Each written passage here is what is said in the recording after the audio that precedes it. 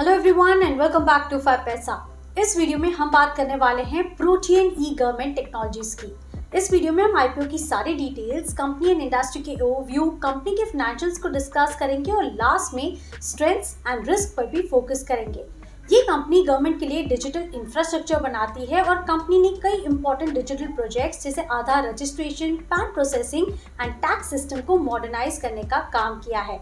तो ये एक यूनिक बिजनेस है। शुरुआत करते हैं आईपीओ की सारी डिटेल्स के साथ। इस आईपीओ का इश्यू 6 नवंबर को ओपन होगा और 8 नवंबर को क्लोज होगा।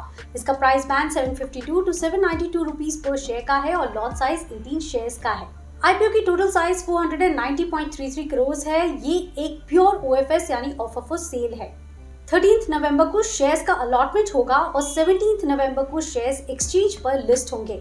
इस इश्यू के book running managers ICICI securities, Equirus capital, IFL securities and Nomura हैं। ये एक ओएफएस है यानी कंपनी को इस आईपीओ से कोई पैसा नहीं मिलेगा।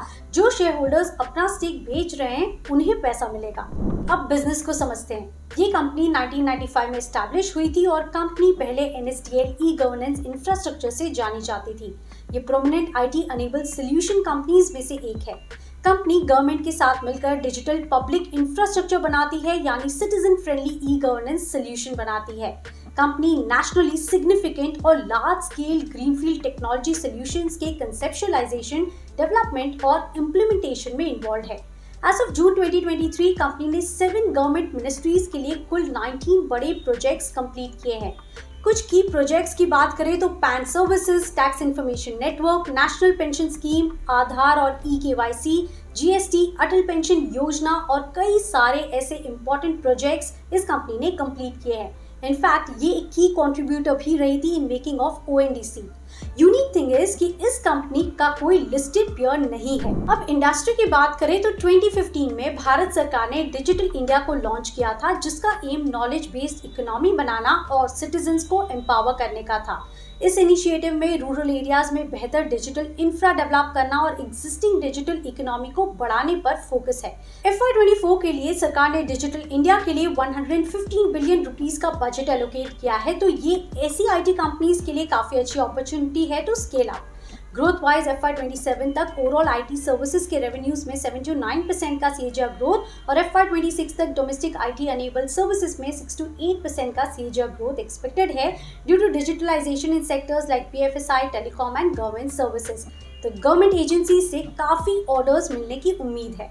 कंपनी के फाइनेंशियल परफॉर्मेंस पर भी फोकस कर लेते हैं। FY23 में कंपनी के रेवेन्यू फ्रॉम ऑपरेशन 742 करोड़ थे, जो पिछले एक साल में 7.4% और पिछले 2 साल में 23% बढ़े हैं।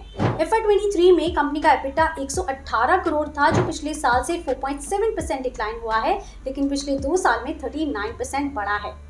FY23 में कंपनी के प्रॉफिट्स 25.6% डिक्लाइन होकर 107 करोड़ पर है, लेकिन पिछले 2 साल में 16% तक का ग्रोथ देखा गया है। अब कंपनी के स्ट्रेंथ की बात करते हैं।